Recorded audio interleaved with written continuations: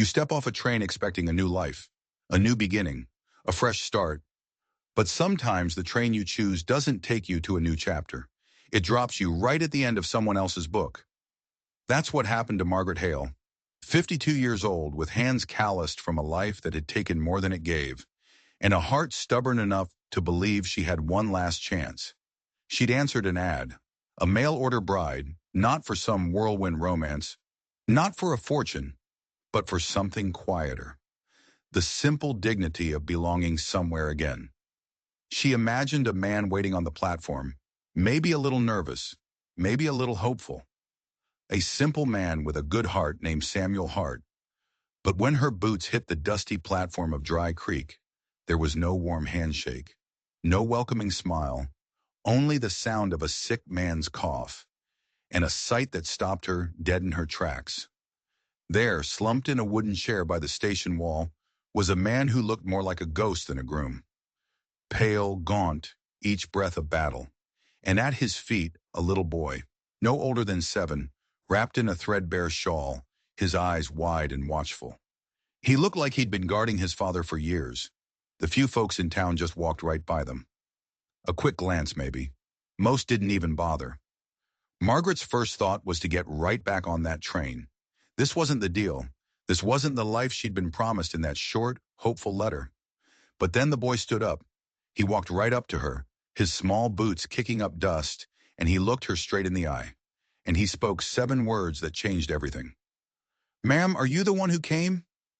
She didn't know yet that the man before her, Samuel Hart, had only weeks to live. She didn't know that the boy, Eli, would need her more than anyone ever had. And she certainly didn't know that this town wasn't just dying of neglect. It was being slowly poisoned. And she had just walked straight into the middle of it all. What happens when the promise of a new life turns out to be a ticket to a funeral?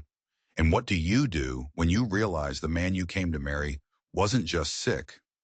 He was being murdered. Stay with me, because this story isn't about a wedding. It's about a war.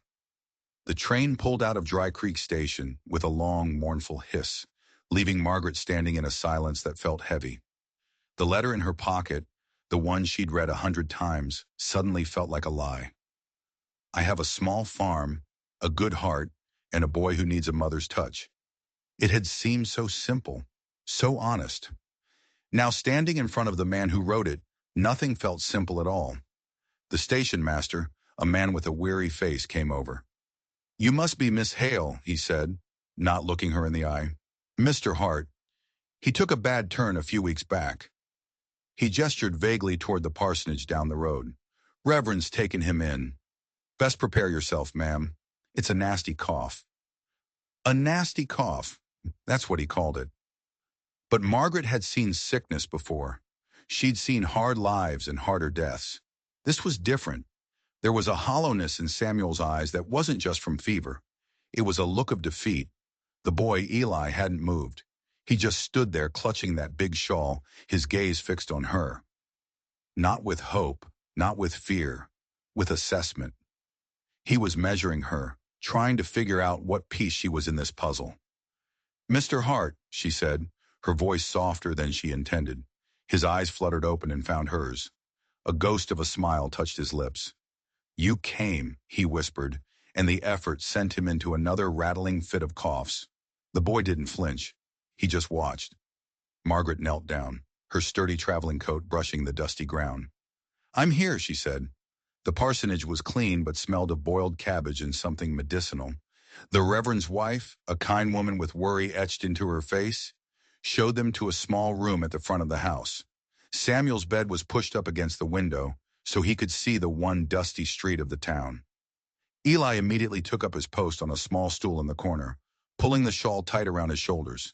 He was a silent sentinel, his eyes missing nothing. Margaret pulled a chair up to the bedside. "You wrote to me," she began, not sure what else to say. Samuel managed a weak nod. "A foolish hope," he rasped. "Didn't think. They let the letter get out." "They?" Margaret frowned. "Who were they?" "The town council?" she guessed. He just shook his head slightly, his eyes drifting closed. He was too weak. Later that evening, the Reverend's wife brought a thin stew. Margaret tried to get Samuel to eat, but he could barely swallow. She fed Eli, who ate with a quiet, mechanical precision, his eyes darting between her and his father. As she was getting ready to leave for the boarding house the Reverend had arranged, Eli stepped in front of the door. He blocked her path.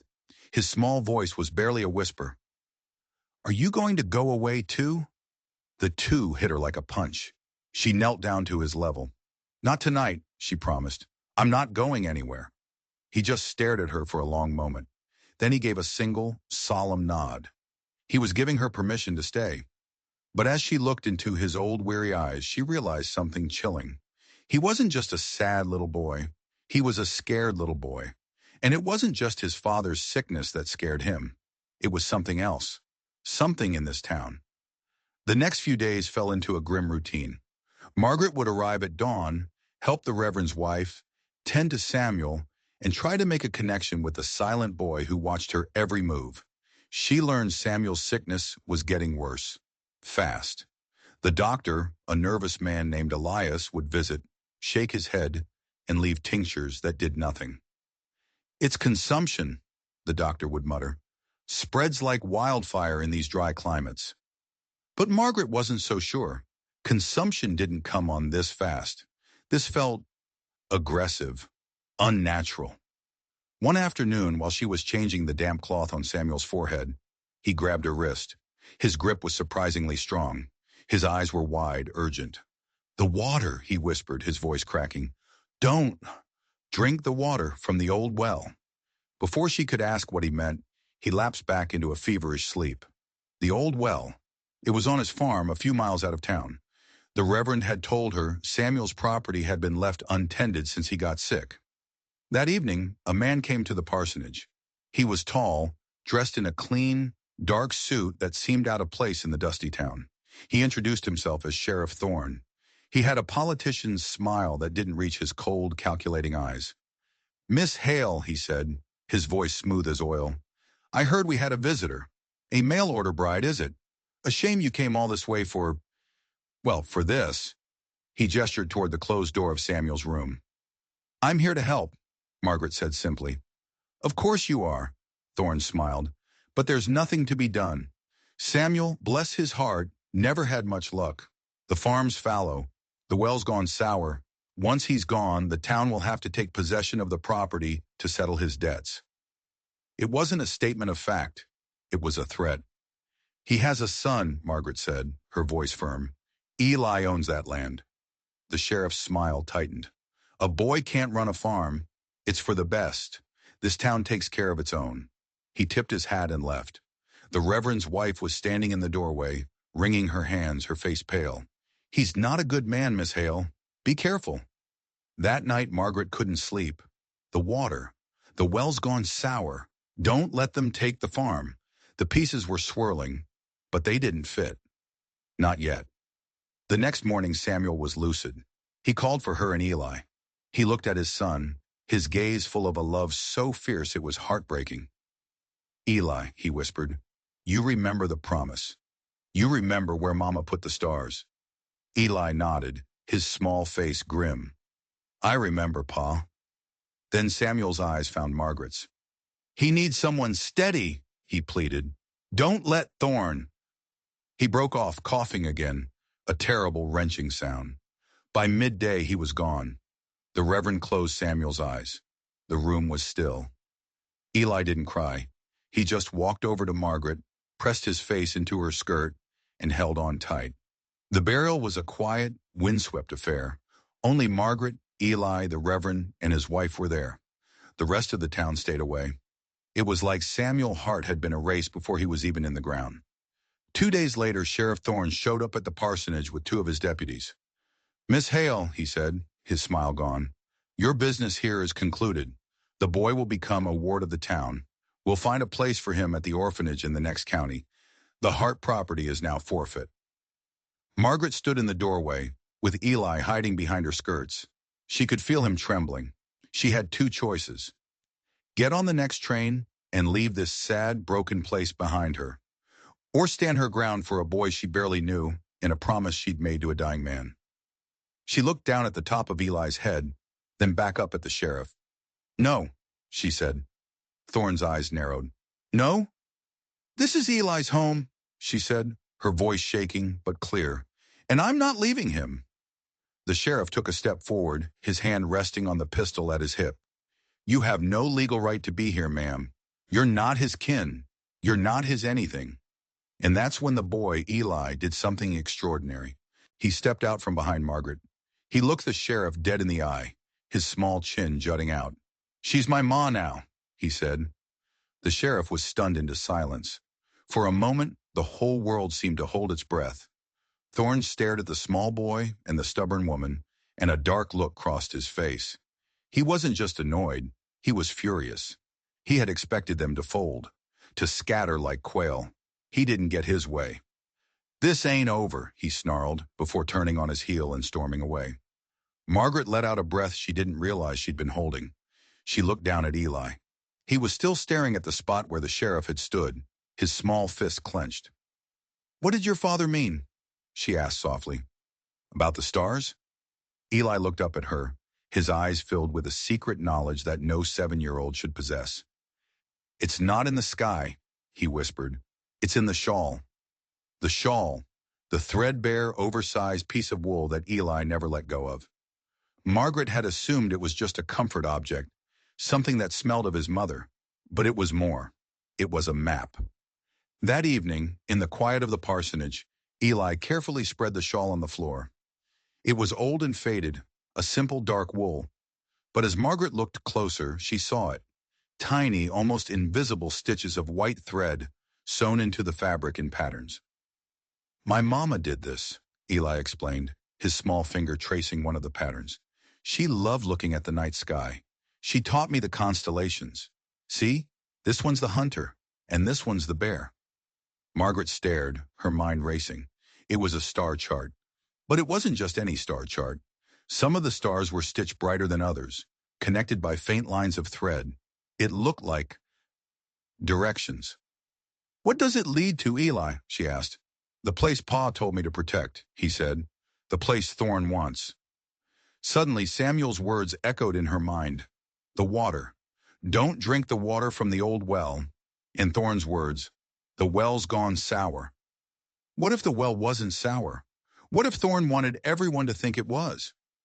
The next day, Margaret told the Reverend she was taking Eli out to the farm to gather some of his father's belongings.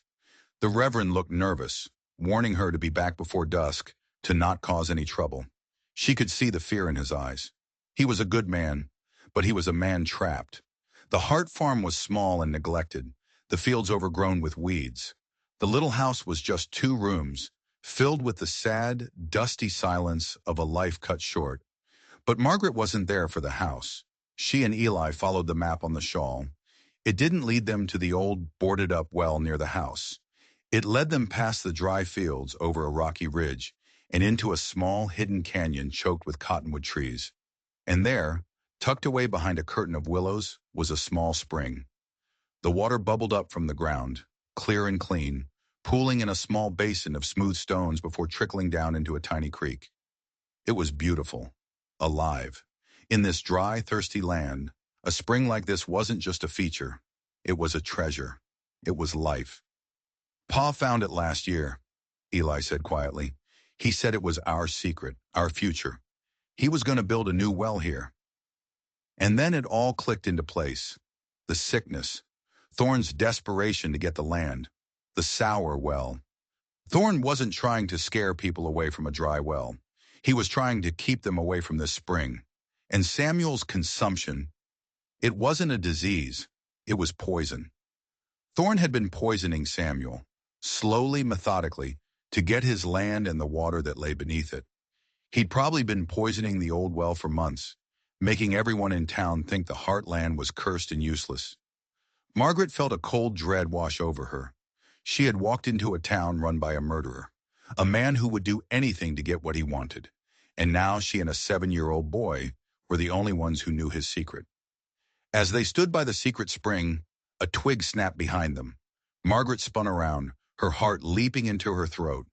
One of Thorne's deputies was standing on the ridge above them, watching. He didn't smile. He just turned and walked away. The message was clear. We know that you know.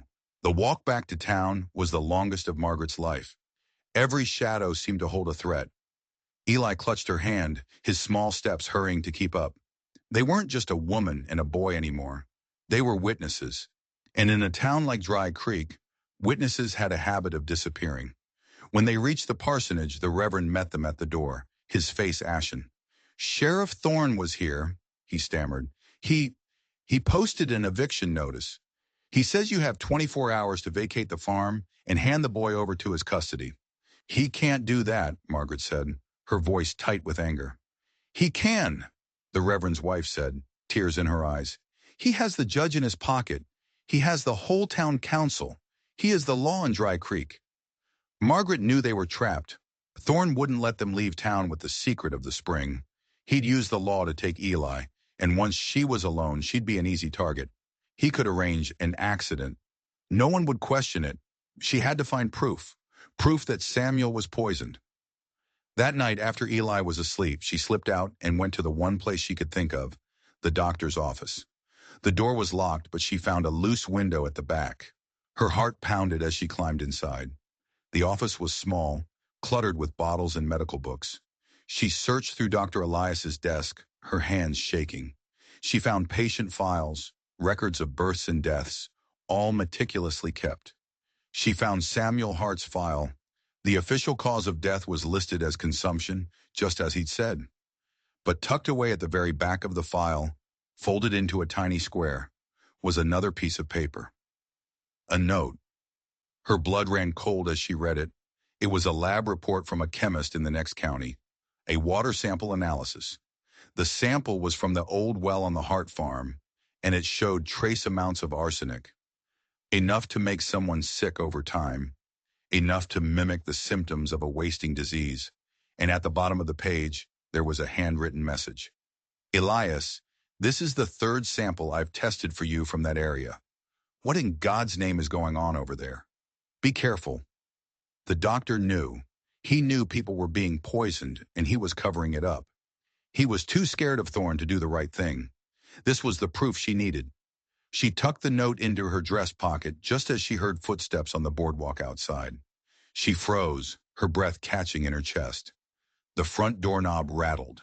She scrambled out the back window and ran, her feet flying over the dark, empty ground, not stopping until she was back in the safety of the parsonage.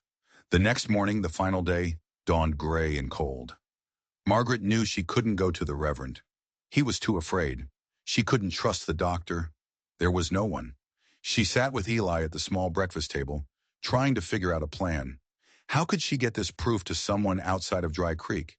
The nearest town with a federal marshal was a 2-day ride away. She'd never make it. Then she remembered something. There was one person in town who wasn't afraid of Sheriff Thorne. Martha, the woman who ran the general store. A tough, no-nonsense widow who had lived in Dry Creek her whole life. She and Thorne had a long-standing feud, something about a land dispute years ago. Martha treated Thorne with a cold contempt that no one else dared to show. It was a long shot, but it was the only shot she had. She left Eli with the Reverend's wife, telling her she was going to the store for supplies. Her heart was a drum against her ribs as she walked down the street. She could feel eyes on her. One of Thorne's deputies was leaning against a post across the way, pretending to be casual, but his gaze followed her every step. Inside the general store, it was dim and smelled of coffee beans and leather. Martha was behind the counter, wiping it down with a rag. "Morning," Martha grunted, not looking up. "I need to talk to you," Margaret said in a low voice. Martha stopped wiping and looked at her. Her eyes were sharp, intelligent. "I reckon you do," she said. "The whole town's talking. That stubborn woman who won't give Thorne the Hart boy." Margaret took a deep breath and laid it all out. The spring, the poison, the doctor's note. She pulled the folded paper from her pocket and slid it across the counter. Martha read it, her expression unchanging. She read it again. Then she looked up at Margaret, her gaze intense. "You're telling me Samuel Hart was murdered? And that Thorne is trying to steal his land and his son?" Martha was silent for a long moment. She folded the note and slid it back. "Proof of arsenic in a well isn't proof of murder. Thorne will say the water went bad on its own. He'll say Samuel was a sickly man. It's your word against a sheriff and a doctor. Despair washed over Margaret. She was right. It wasn't enough.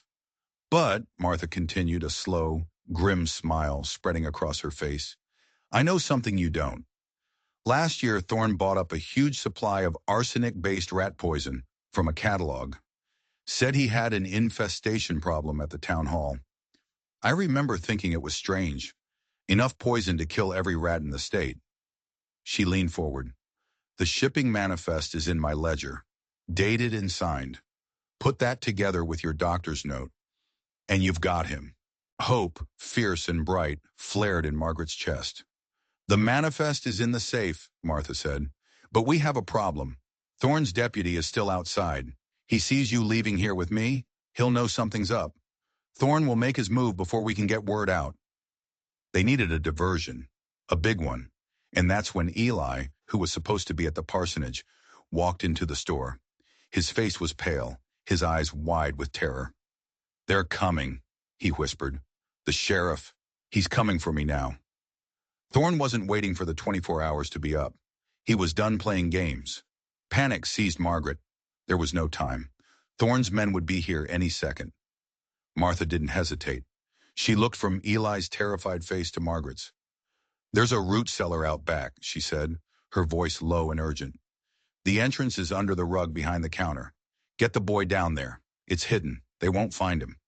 Margaret grabbed Eli's hand and hurried him behind the counter. Martha threw back a heavy wool rug, revealing a thick trap door with an iron ring. She heaved it open. A wave of cool, earthy air washed over them. Go, Martha commanded, and stay quiet no matter what you hear. Margaret helped Eli down the steep wooden ladder into the darkness. Before she could follow, the bell over the store's front door jangled violently. Sheriff Thorne stood there, flanked by his two deputies. His smile was gone. His face was a mask of cold fury. Martha, he said, his voice dangerously soft, I'm looking for the boy. The Reverend said he ran over here. Martha leaned against the counter, casual as you please, blocking the view of the open trap door. Haven't seen him, she said flatly, and if I had, I wouldn't tell you. Thorne's eyes narrowed. Don't play games with me, old woman. I have a court order. The boy's a ward of this town. I'm taking him. He and his deputies started to advance into the store. Margaret, hidden behind the counter, knew they had only seconds. If they found the cellar, it was all over. Thorne would take Eli, and she and Martha would be next. She had to do something to get them out of the store. She looked around desperately. Her eyes landed on a shelf of kerosene lamps, and next to them, a box of matches. It was a crazy idea, a reckless, dangerous idea. It was the only one she had. While Thorne was distracted by Martha, Margaret grabbed a lamp. Her hands were shaking so badly she could barely hold it. She struck a match. The flames sputtered to life. I said, where is he? Thorne roared, shoving a barrel of pickles aside. Right here, Margaret said. She stood up. Thorne and his men froze, staring at her. In her hands, she held the lit kerosene lamp. Get out, she said, her voice low and steady. Get out of this store. Now. Thorne actually laughed. A harsh, ugly sound. You're threatening me? With a lamp? This store is old, Margaret said, her gaze flicking to the dry wooden floors, the shelves stacked high with flammable goods. It would go up so fast, and we're all inside. The deputies exchanged nervous glances. They hadn't signed up for this. Thorne's face darkened. You're bluffing. You wouldn't do it. You'd burn right along with us. The boy is downstairs, Margaret said, her voice cold as ice. I have nothing left to lose, do you? She took a step toward a display of cotton sacks. She tilted the lamp. A small drop of kerosene splashed onto the floor. The air thickened with the smell of fuel. The bluff had to work. It had to. But Thorne wasn't an ordinary bully. He was a predator, and he saw the fear in her eyes. You don't have the nerve, he sneered, taking a step toward her. And then something happened that no one expected. From the back room of the store, a shotgun cocked, a sound that echoed like a thunderclap in the tense silence. Click-clack. Everyone froze. Thorne's head whipped around. Standing in the doorway to the back room was the town doctor, Dr. Elias. He was pale as a ghost, trembling from head to toe. But he was holding an old double-barreled shotgun, and it was aimed right at the center of Sheriff Thorne's chest. "She's not bluffing, Thorne," the doctor whispered, his voice cracking. "But I am. I've got your poison records. I've got Samuel's file. I've got a signed confession I wrote out this morning. If anything happens to them, it all goes to the marshal." For the first time, Thorne looked shaken. He stared at the doctor, this timid man he had terrorized for years, now holding a shotgun on him. It was a standoff. A woman with a lamp, a doctor with a shotgun, and a corrupt sheriff with everything to lose. The silence stretched on, thick and heavy. Thorne looked from Margaret's determined face to the doctor's terrified one. He was calculating the odds. He could probably take them, but it would be messy. And the doctor's threat about the marshal? That was a problem. Slowly, hatefully, he raised his hands. "All right," he snarled. "You win. For now." He backed away toward the door, his eyes burning with a promise of revenge. But this town is small, and night comes for everyone. He and his deputies backed out of the store, and the bell jangled softly as the door closed behind them. Margaret's legs gave out, and she sank to the floor, the lamp clattering beside her. The doctor's shotgun sagged in his hands. Martha let out a long, shaky breath and poured 3 glasses of whiskey. "We bought ourselves some time," Martha said, handing them each a glass. "But that's all. Thorne won't quit. He'll come back, and he'll come back harder." The doctor slumped into a chair, his face in his hands. "What have I done? He'll kill me." "He was killing you already," Margaret said softly. Slowly, just like he did to Samuel. She knew they couldn't just wait for him to return. They had to end it. Right now. "The proof," she said, looking at Martha, "the manifest, and the doctor's confession. We need to get it out of town. Tonight." Martha nodded grimly. "My cousin's boy lives on a farm 10 miles west. He's fast. He can ride for the county seat and get the marshal. But Thorne will be watching the roads. He'll have men everywhere." They were still trapped. They had won the battle, but Thorne still controlled the board. And then Eli's small voice came from the cellar opening. "The creek." They all looked at him as he climbed out of the darkness, his face smudged with dirt. "What about the creek, son?" Martha asked gently. "It runs out of the canyon with the secret spring," Eli said, his voice gaining confidence. "Pa and I used to follow it for miles. It goes all the way past the old Miller's Bridge. It's hidden. The trees cover it." A new plan began to form, a desperate, dangerous, water-bound escape. They couldn't use the roads, but they could use the secret that Thorne was trying to steal. They could use Samuel's water. The plan was set in motion with a desperate, silent urgency. Martha's cousin's boy, a wiry teenager named Caleb, was sent for. He arrived through the back fields, avoiding the main street. He was a quiet kid, but his eyes were steady. He knew the risks. Martha bundled the evidence, the doctor's confession, her shipping manifest, and the chemist's note, into a waterproof oilskin pouch. "You give this to Marshal Peters," she told Caleb. "Don't give it to anyone else. Tell him people's lives depend on it." Caleb nodded, his face grim. "I'll ride like the devil's on my tail." The next part was the most dangerous. They had to get Caleb to the creek without being seen. The sun was setting, casting long, menacing shadows across Dry Creek. Thorne's deputies were posted at either end of the main street, their silhouettes dark against the fading light.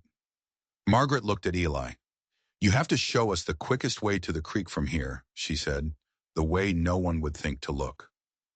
Eli led them out the back of the store, through a maze of back alleys and overgrown yards that he knew like the back of his hand. He moved with a silent, confident purpose. This was his town, and he knew its secrets. They reached the edge of town, where the prairie grasses grew tall, just as full darkness fell. The journey to the hidden spring was terrifying. Every rustle of the wind, every cry of a distant coyote sounded like one of Thorne's men. But Eli was their guide. He led them along game trails and through shallow ravines, using the stars his mother had taught him to navigate. They finally reached the canyon. Caleb untied his horse, which he had left tethered in a grove of aspens. He swung himself into the saddle. Margaret handed him the oilskin pouch. "Be safe," she whispered. He just touched the brim of his hat and spurred his horse, not along a road, but straight into the shallow, trickling creek bed. The water would hide his tracks. It was a brilliant move. He disappeared into the darkness, the sound of his horse's hooves muffled by the running water. Now all they could do was wait and pray. Margaret, Eli, Martha, and the doctor retreated to the Hart farm. It was the most defensible position they had. The small house stood on a rise with a clear view of the surrounding land. They barricaded the door and windows. Martha had her ledger and a pistol. The doctor had his shotgun. Margaret had a heavy iron skillet. It wasn't much against a corrupt sheriff and his men. The night stretched on, an eternity of listening. Every creak of the old house made them jump. Eli, exhausted, finally fell asleep in Margaret's arms, the old shawl wrapped around him. Just before dawn they heard it, the sound of hoofbeats, not one horse, at least half a dozen coming fast.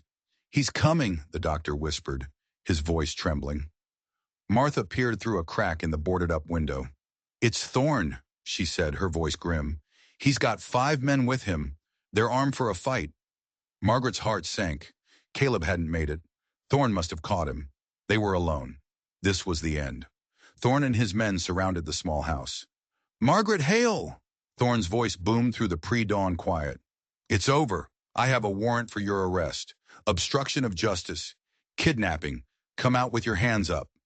He was twisting the law into a weapon, just like he always did. "Go to hell, Thorne!" Martha yelled back. A gunshot splintered the wood of the front door. Eli woke with a start, his eyes wide with fear. Margaret held him tight. "Stay down," she whispered. Another shot shattered a window. They were trapped.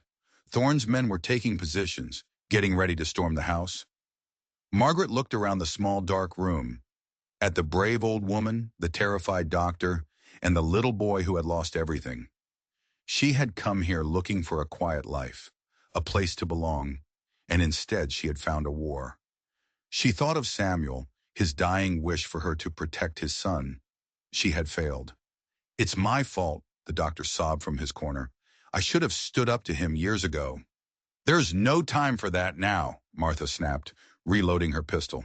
"If we're going down, we're going down fighting." Thorne's voice came again, closer this time. "Last chance. Send out the boy, and the rest of you might just live to see a jail cell." He didn't want prisoners. He wanted to erase them, to bury his secrets with their bodies.